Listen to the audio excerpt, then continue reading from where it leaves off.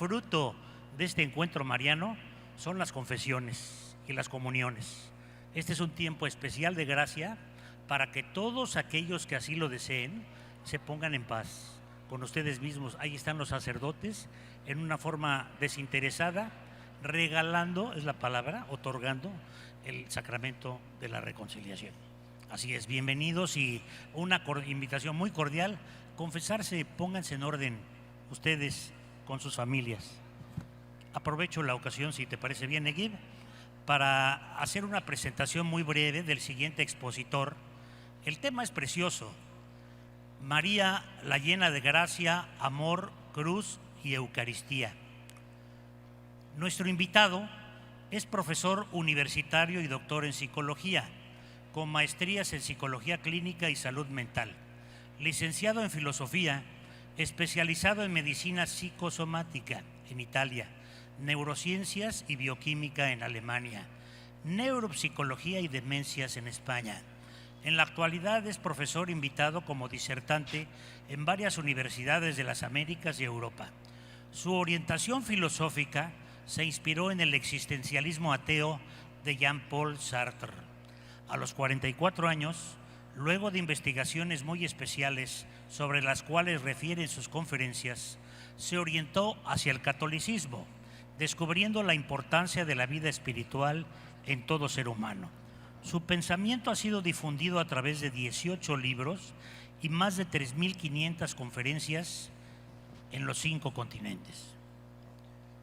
Es académico de la Academia Tiberina de Roma, Italia, y presidente e investigador del Grupo Internacional para la Paz, con presencia en varias naciones.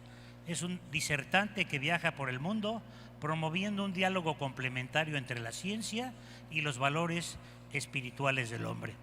Por eso para nosotros es un verdadero privilegio tener entre nosotros al doctor Ricardo Castañón, que nos va a dar una presentación súper interesante. Cordial aplauso para recibir al doctor Castañón. Bienvenido, doctor. Buenas tardes, gracias. Agradezco mucho esta invitación para compartir con ustedes y también me uno a los 25 años de aniversario que celebran con esta obra tan importante. El tema que les voy a presentar es muy hermoso porque habla de la dignidad de María, de nuestra Madre. Yo soy un especialista en neurociencias, estudio el cerebro y la conducta humana y durante mi vida profesional universitaria he sido ateo, yo no creí en Dios. Me he centrado en el conocimiento científico, me he interesado por conocer por qué el humano es como es, me he preocupado de crear métodos para el tratamiento de ciertas enfermedades neuropsicofisiológicas y he conocido mucho el cerebro, pero no he conocido el alma espiritual. Uno de los riesgos de la ciencia es que nos presenta una verdad tangible y a menudo olvidamos lo que sea una dimensión espiritual porque no entra en los laboratorios, por lo tanto para nosotros, no estando sujeta al experimento, no existe.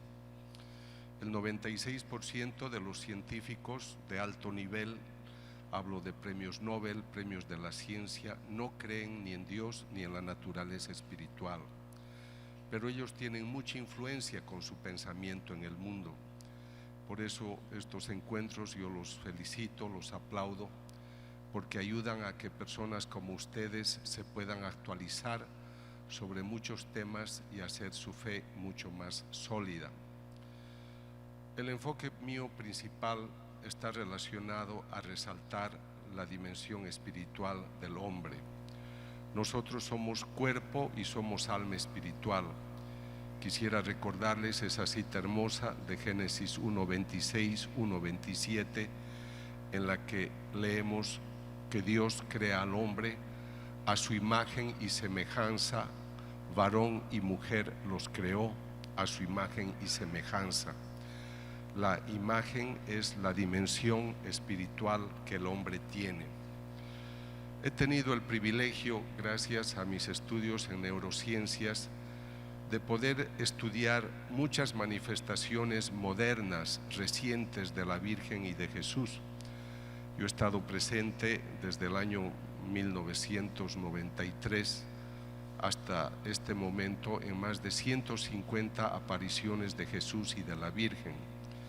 He podido estudiar sus apariciones, las efusiones de lágrimas o de sangre en imágenes en los 5 continentes.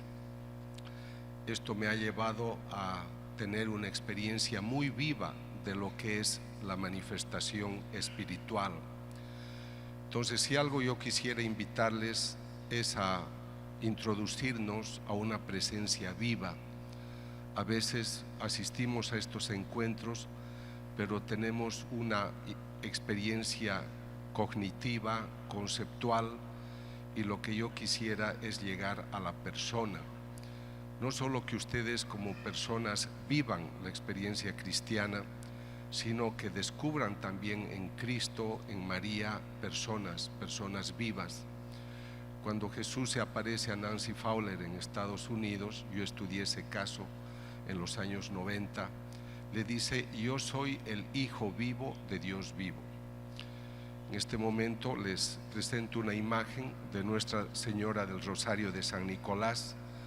La Virgen se ha aparecido desde el 25 de septiembre de 1983 hasta nuestros días, y yo he participado en la investigación, he estudiado más de 6.000 mensajes que la Virgen ha dictado a la señora Gladys Mota, y el 25 de mayo de 2016 el obispo Héctor Cardelli ha reconocido estos casos como auténticos y de origen sobrenatural.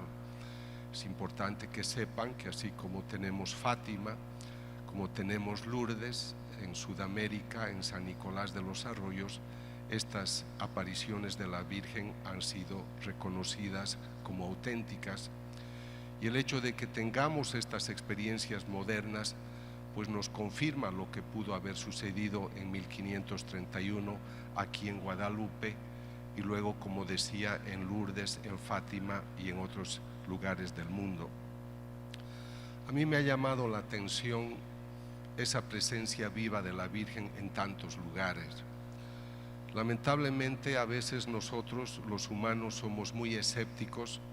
Yo mismo viví en Alemania en los años 80, 85, y cerca de Alemania estaba Medjugorje, donde decían que se aparecía la Virgen. Yo era ateo en esa época y no me interesaba por el tema. Y algún momento que reflexionaba decía: si fuera verdad que esa señora se aparece, debe ser muy ancianita, porque ella ha vivido hace 2000 años y pues ¿cómo será su carita de la pobre señora? O sea, yo no creía de que ella podría aparecerse. Pero he estudiado en los 5 continentes esta presencia de esta Santa Madre, he estudiado sus manifestaciones, y a mí me parece una imagen muy bella para tratar esta tarde, porque nos está hablando de ella, y quiero citar la cita de Romanos 8:29: a los que de antemano conoció, también los predestinó a ser imagen y semejanza de su Hijo, a fin de que sea el primogénito en medio de numerosos hermanos. Ella es la primera cristiana, ella es el tabernáculo donde se va a formar su Hijo. San Agustín en su tiempo dijo: María fue bienaventurada porque antes de dar a luz a su maestro, lo llevó en su seno. María es dichosa también porque escuchó la palabra de Dios y la cumplió. Llevó en su seno el cuerpo de Cristo, pero más aún guardó en su mente y en su corazón la verdad de Cristo.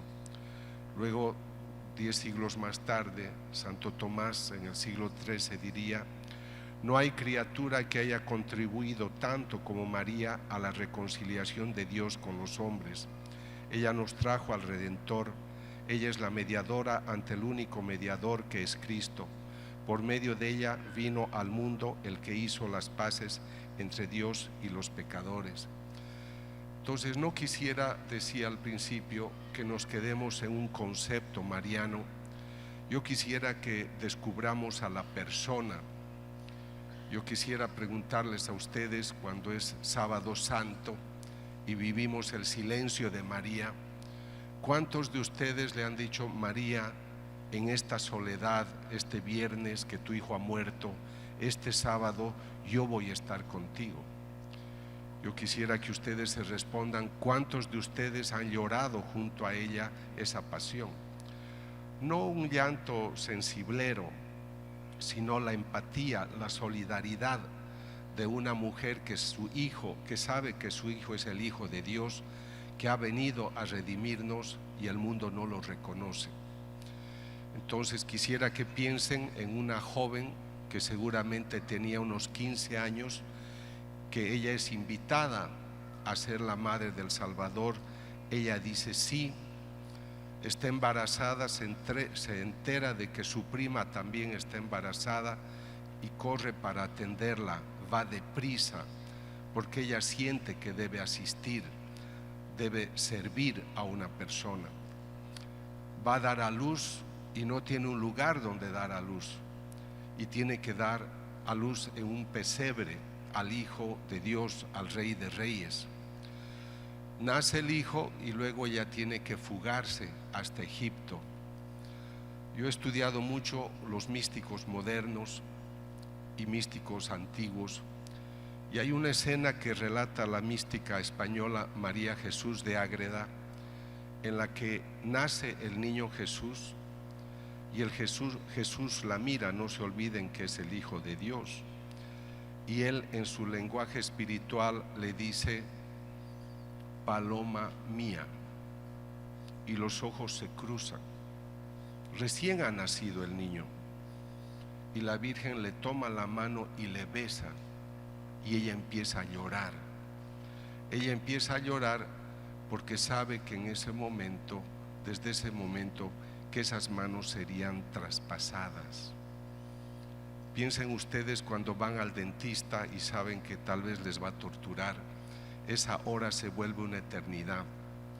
La Virgen vivió con toda esa espada o esas espadas encima de ella durante 30 años. Cuando ella habla a la mística María Jesús de Ágreda, le dice: Dios permitió que José muriera un par de años antes de la vida pública de Jesús, porque él no habría resistido ver el sufrimiento que mi hijo tuvo. Entonces hay que buscar a las personas. Nosotros tenemos el privilegio de la Santa Eucaristía, donde tenemos en ese pan consagrado al mismo Cristo que la Virgen concibió, que caminó con sus discípulos, que murió, que resucitó y está a la derecha del Padre. Es muy importante que entendamos esta presencia viva, esta persona, porque así vamos a comprender mejor a un Cristo que tuvo tantas vivencias, tantas experiencias, que en su ternura amó.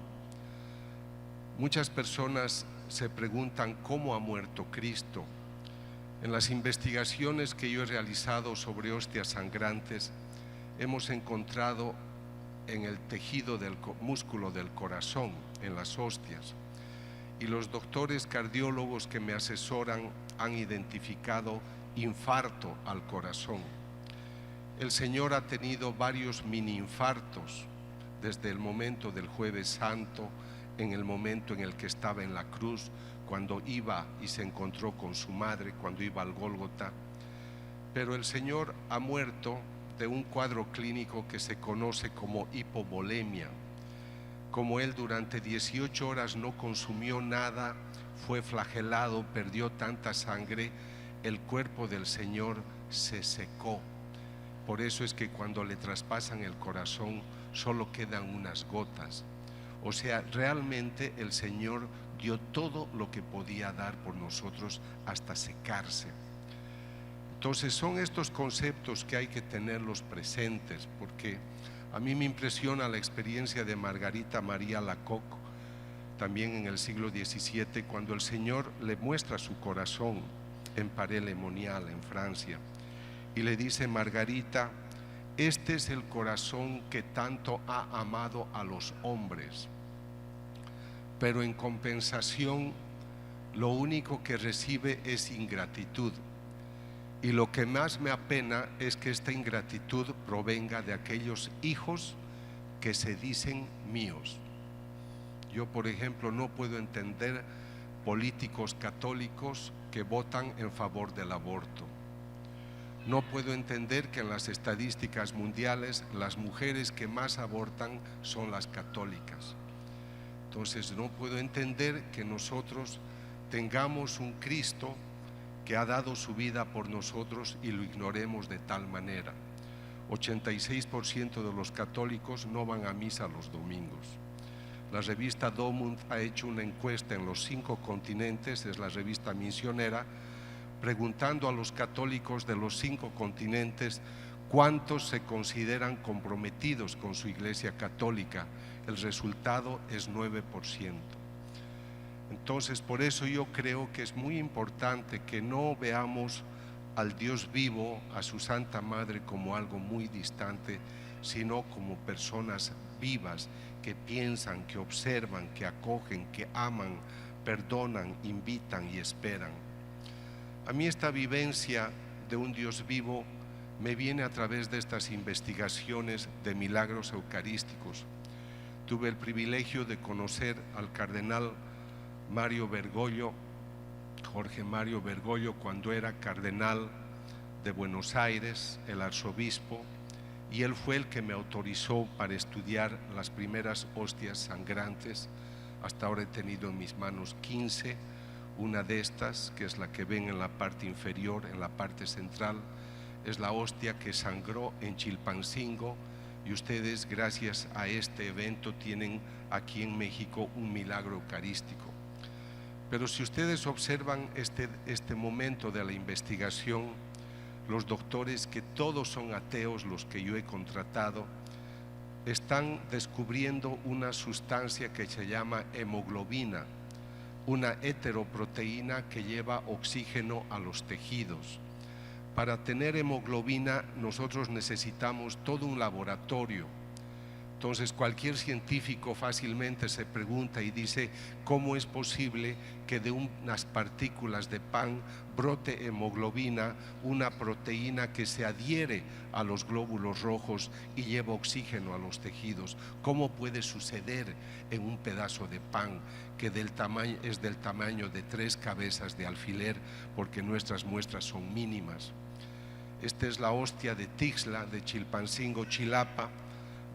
La efusión, el sangrado es de 2006, yo empiezo la investigación en 2009, en octubre, pero en febrero de 2010 quiero ver si descubro algo debajo de esta sangre coagulada, y descubro que debajo de la sangre coagulada hay sangre fresca.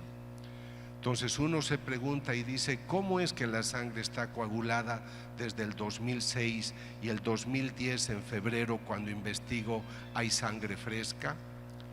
Los científicos dicen: si en ese momento hay sangre fresca, es porque esta hostia se comporta como un cuerpo humano y está produciendo sangre constantemente. No es una gelatina que está conservada.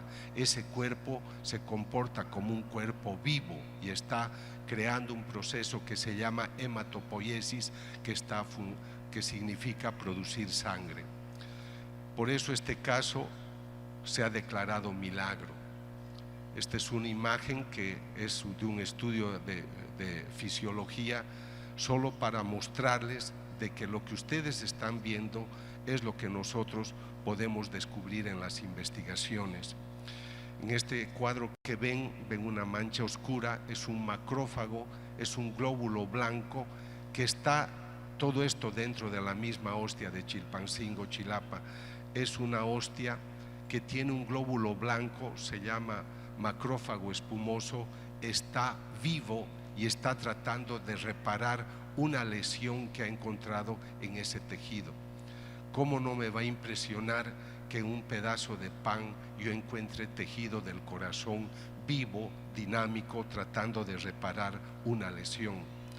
Para que nuestro organismo produzca glóbulos rojos, glóbulos blancos, sangre, necesitamos hueso, necesitamos médula ósea, y todo eso se verifica en unas partículas de hostia. Este es el milagro. Por eso el buen obispo Alejo Zavala de Chilpancingo reconoció y declaró este caso milagro. Y esa es la bendición que ustedes tienen. No solo son marianos con Guadalupe, sino que también son eucarísticos, porque Dios ha bendecido su país con este milagro. Entonces, estas experiencias a mí como experimentador, como investigador, me llevan a la vivencia de un Cristo vivo, no de un fantasma. He tenido muchas anécdotas en mis investigaciones que me muestran no solo el humor de Cristo, sino también su presencia. Estaba estudiando un sacerdote místico que veía a Jesús. Lo estudié a pedido de sus obispos y de sus superiores. Yo soy de Bolivia y el obispo dijo que el padre vaya a Bolivia, se quede un mes con el doctor para que lo estudie. Después de haber estudiado a este sacerdote y haber demostrado que él realmente tenía apariciones de Jesús y de María, yo lo llevé al aeropuerto para que vuelva a su país. Yo iba a viajar un tramo con él a otro país. Y la counter de la línea aérea nos dice cuántos pasajeros son. Y el sacerdote le dice, somos 2. Y Jesús le dice, ¿por qué no has dicho que somos 3? Porque es un Cristo vivo que quiere estar entre nosotros. Este padre hablaba muy bien italiano y yo también hablo bien italiano y hablábamos en italiano. Él es de habla inglesa, pero en ese momento hablábamos italiano. Y como ya se despedía en italiano, yo le dije, has llegado a mi casa, has traído una bendición, y para poder hacer este obsequio más hermoso, Dios ha envuelto este regalo con los colores del arco iris. En italiano la palabra arco iris se dice arcobaleno y es una palabra muy bonita. Entonces las frases me salieron muy elegantes, muy poéticas, y este sacerdote, que era joven de unos 35 años, me dice, qué bien ha hablado mi doctor, es un poeta italiano. Y yo bromeando le digo, claro, porque yo soy hijo de Dante Alighieri, el gran poeta italiano. Pero ese momento Jesús le habla y le dice, ¿pero qué dice Ricardo? Pensé que era mi hijo, no hijo de Dante Alighieri. Entonces, estas son experiencias muy, muy bonitas, son ilustrativas de un Dios vivo, y por eso es que me interesa enfatizar a esa persona, a esa madre que lo concibe. Dios envió a su Hijo, pero para formarle un cuerpo quiso la libre cooperación de una criatura. Para eso desde la eternidad escogió para ser la madre de su Hijo a una hija de Israel.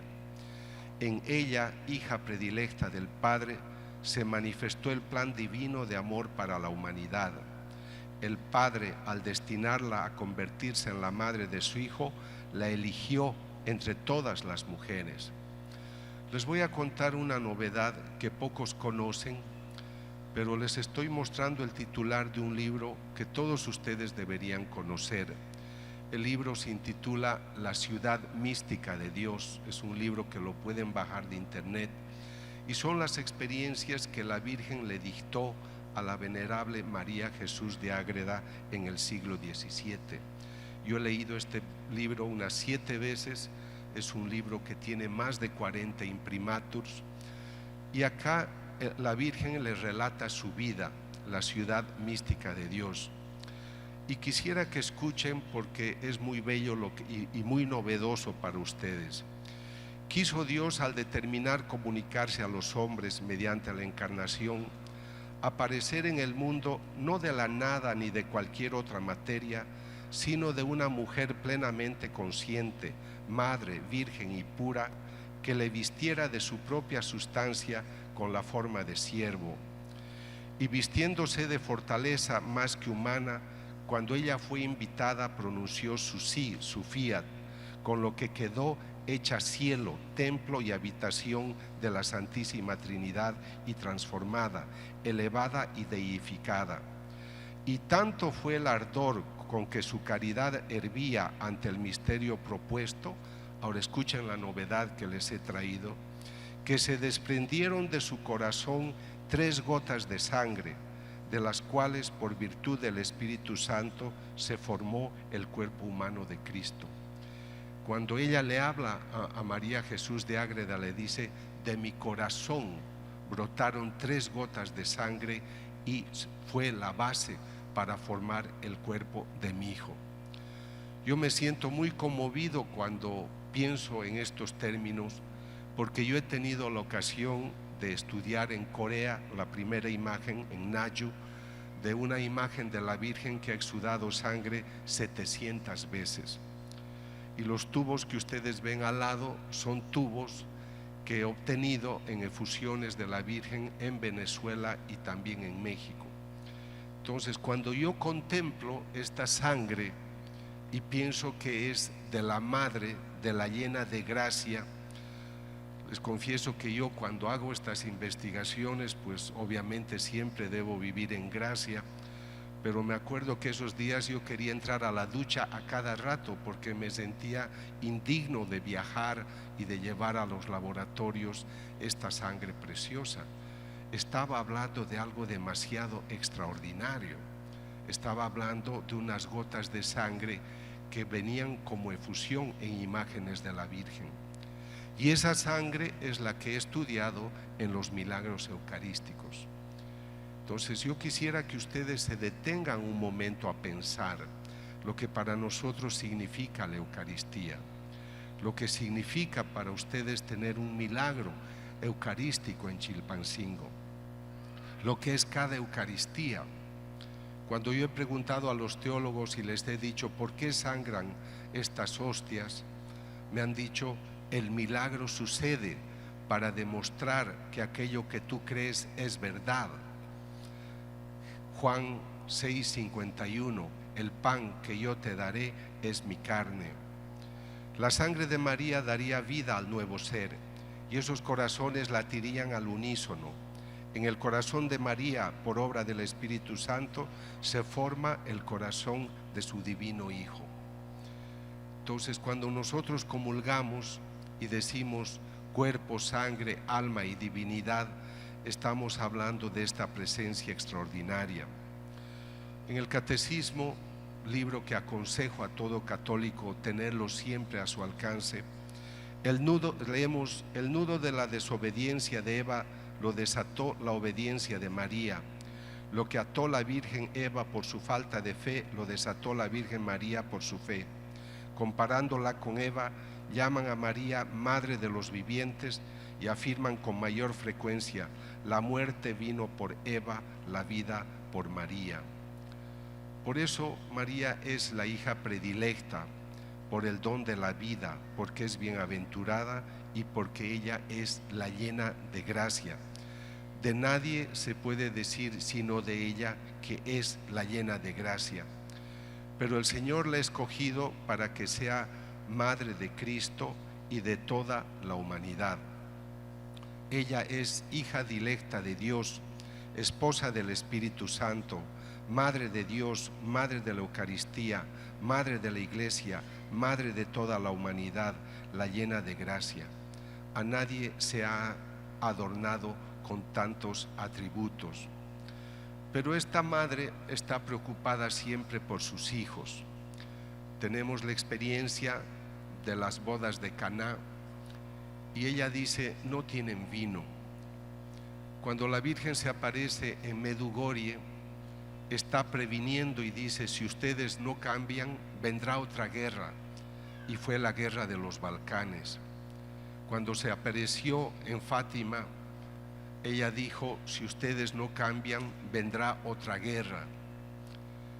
En este momento no hay un solo lugar del mundo desde 1940 que no hubiera tenido apariciones de la Virgen, en todas partes. Desde 1981 la Virgen se aparece todos los días en Medjugorje. Yo tengo en este momento 2 casos, uno de un hombre, otro de una mujer, que todos los días tienen experiencias místicas. porque esa es la preocupación de ella. Es una madre que no está satisfecha de cómo va el mundo. Me acuerdo que el día 24 de junio del 81, cuando ella se aparece en Medjugorje, dice la primera frase: me aparezco para decirles que Dios existe y ustedes se han olvidado de Él. Entonces ella es muy consciente cuando está al pie de la cruz que ella está volviendo a dar a luz. Primero ha dado a luz al Hijo de Dios, un niño maravilloso, y ahora en el Gólgota da a luz a unos hijos que están matando a su propio Salvador. Esa es la mujer que ama a pesar de sufrir. Y eso es lo que nosotros debemos aprender. Nosotros no queremos el padecimiento, no queremos el dolor, porque nos parece que pues es indigno, y por eso el hombre hoy se inventa tantas maneras, como por ejemplo el suicidio asistido, para poder, pues tú tienes mucho sufrimiento, bueno, te vamos a ayudar a que mueras antes. Entonces creo que nosotros estamos haciendo muchas leyes lejos de Dios, y nosotros no vamos a recibir la corona de gloria si no abrazamos la cruz. La madre la abrazó. Yo cuando escribí un libro mío que se intitula Crónica de un milagro eucarístico, utilicé explicando el milagro de la hostia sangrante de Chilpancingo. En 2 capítulos explico por qué Jesús tuvo tantos microinfartos, por qué su corazón se desgarró. Está en el Gólgota, sabe que va a morir, está asustado, es hombre, es Dios, pero es hombre. No es que él ha transpirado sangre, estaba tan estresado, se llama distress, que los vasos capilares de la zona frontal del cráneo se reventaron, y por el sudor que él tenía, por su angustia, salió la sangre mezclada con el sudor. Entonces estos cuadros clínicos estaban mostrando a un hombre que estaba sufriendo profundamente. Yo tuve una enfermedad y tuve que hacerme operar, pero para que mi madre no vea que yo estaba en una clínica, me fui a otro país a hacerme operar para que mi mamá no me vea enfermo. ¿Cómo se habrá sentido la Virgen cuando vio a su hijo flagelado o cuando lo vio yendo al Gólgota?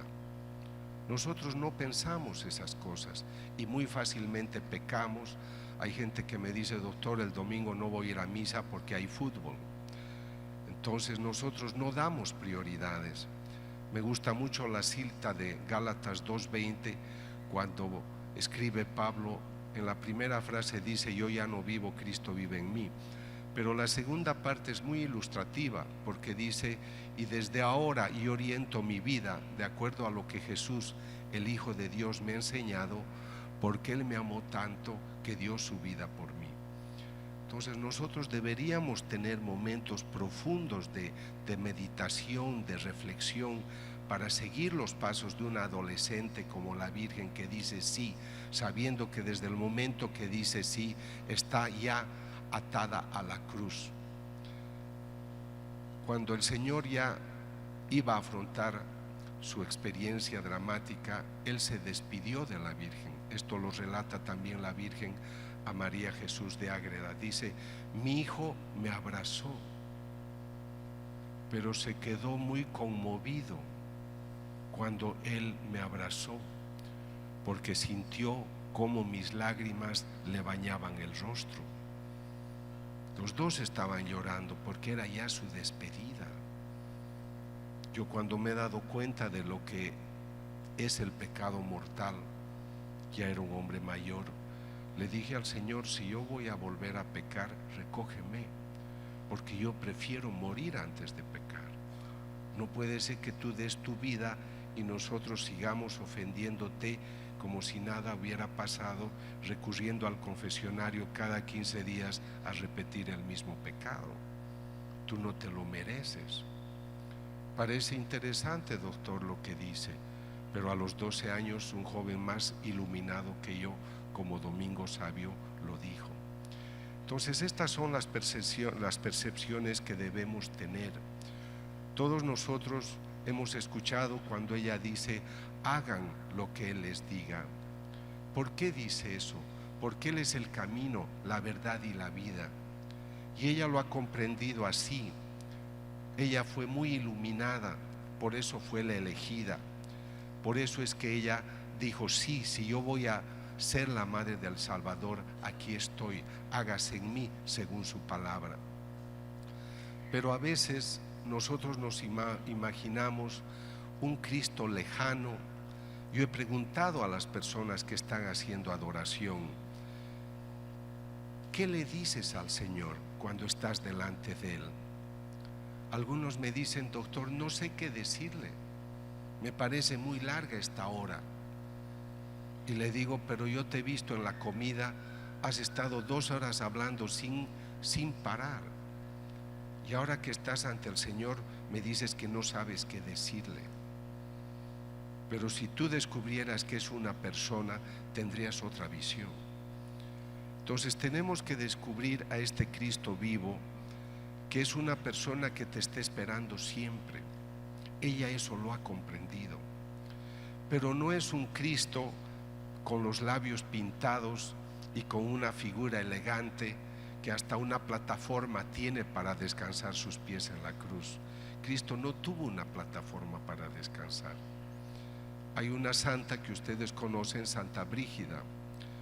Le dijo al Señor, ¿cuántas heridas has tenido en tu pasión? Una cosa son los flagelos, que se fueron 40. Pero Él le dice, te voy a dictar 15 oraciones y las rezarás durante un día. Después de haber rezado esas 15 oraciones durante un año, habrás dado honor a cada una de mis heridas. Son 5.475. Y en otro momento le dice, si tomaras un alfiler, no habría el alfiler siempre tocando mi cuerpo, tocaría una herida. Todo mi cuerpo fue lastimado. Y cuando hubo la película de Mel Gibson, yo he escuchado a sacerdotes decir, tanta sangre, tanta sangre, tanta sangre. No era un Cristo pintado con lápiz labial y con una heridita en la cintura. No se le reconocía. Ya de eso hablaba Isaías. Entonces tenemos que entender esto. En ese tiempo yo estaba estudiando un caso místico cuando salió esta película y Jesús dijo, he tenido que servirme de un cineasta para que comprendan cuánto he sufrido. No han sido las prédicas, no queremos hablar de un Cristo que sufre, no queremos hablar de abrazar la cruz. Entonces nosotros tenemos que hacer. Me gusta cuando dice, María supo a las 1000 maravillas todas las conjugaciones del verbo hacer. Hágase en mí según tu palabra, ha hecho en mí maravillas, hagan lo que Él les diga. Ella es la primera cristiana y ella es aquella que se abre totalmente al Espíritu Santo. He escrito un libro en 11 años y medio que lo he presentado recién, se intitula Cita en el Jordán. Me ha impresionado encontrar tanta literatura que habla del Espíritu Santo como el gran desconocido. Hay una cita de 1 Corintios 12:3 en la que dice Pablo, el hombre no puede decir ni siquiera Jesús es el Señor sin ayuda del Espíritu Santo. Y en Zacarías 4:7, no será por la fuerza, sino por el Espíritu. Entonces nosotros no podemos ignorar el Espíritu Santo.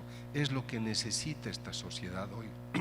Es lo que ustedes necesitan y nosotros necesitamos para poder seguir el camino, este camino que la Virgen nos ha mostrado.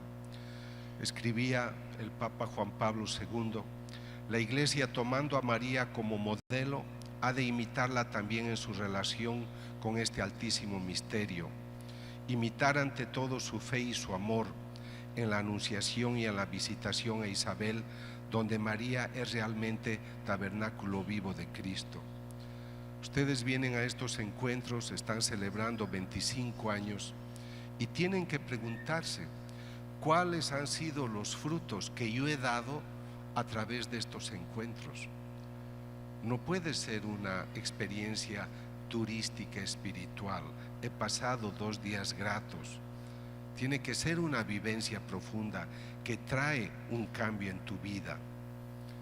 Tú tienes que estar consciente de que tu compromiso cristiano se hace cada vez más sólido. Y para que ese moldeamiento sea profundo, tienes que seguir lo que ella te está enseñando. Escribe todavía Juan Pablo II: en continuidad con la fe de la Virgen en el misterio eucarístico, se nos pide creer que el mismo Jesús, Hijo de Dios e Hijo de María, se hace presente con todo su ser humano divino en las especies del pan y del vino. Esto es lo que tú comulgas.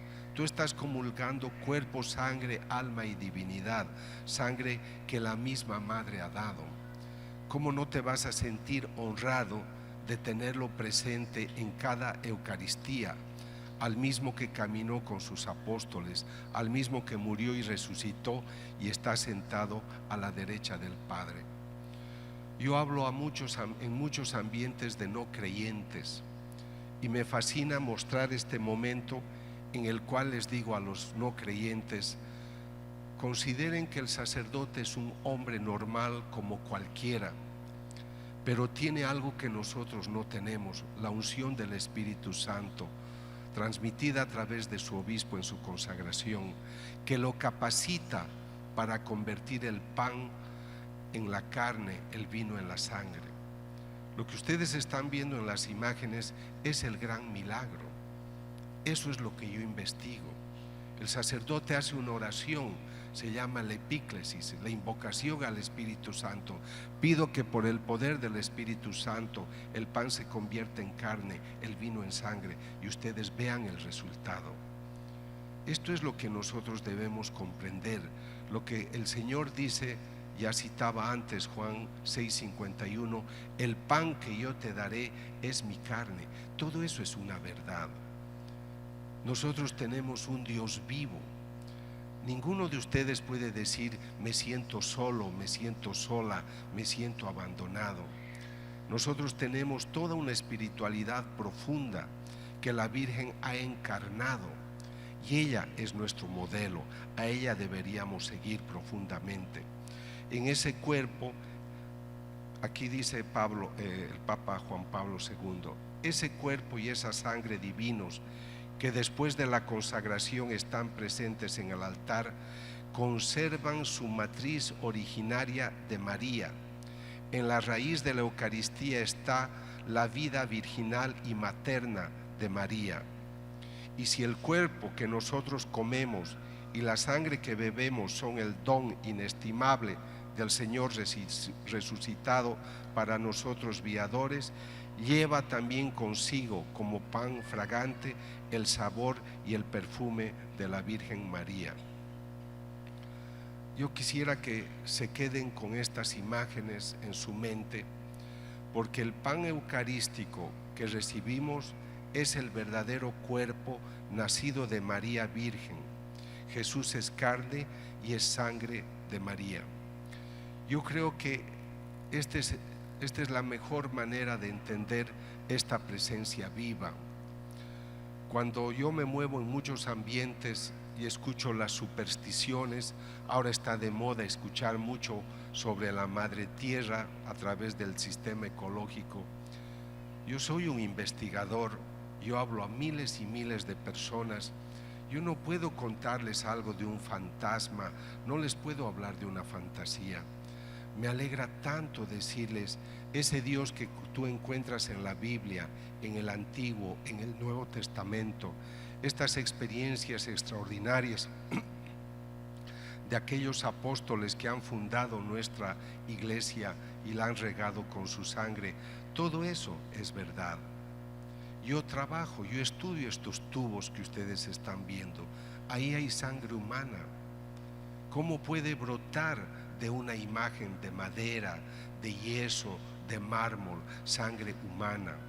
con glóbulos rojos, con glóbulos blancos, con ADN humano.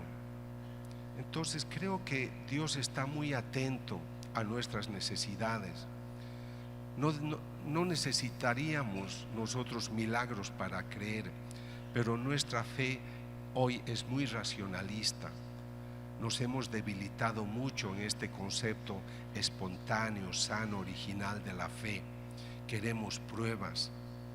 Yo cuando presento mis conferencias sobre milagros eucarísticos, me escriben incluso sacerdotes y me dicen: doctor, yo pensaba abandonar el sacerdocio, pero ahora que he visto esta maravilla me voy a quedar. Fue la evidencia que les hizo reaccionar. Y por eso hay estos grandes milagros. El pan eucarístico que recibimos es el verdadero cuerpo nacido de María. Yo quisiera invitarles a que tomemos en cuenta este gran milagro y que pueda ser una vida profunda para nosotros. Yo he estudiado muchas apariciones del Señor y una vez empezó a hablar durante un momento de adoración y el Señor dijo: me siento solo, muy solo. Ojalá que hoy, que ustedes son unas 4 o 5 mil personas, tenga la compañía de ustedes como amigos muy cercanos que lo aman y agradecen a su madre por todo lo que ella ha hecho para tener un hijo vivo. Que Dios les bendiga y muchas gracias.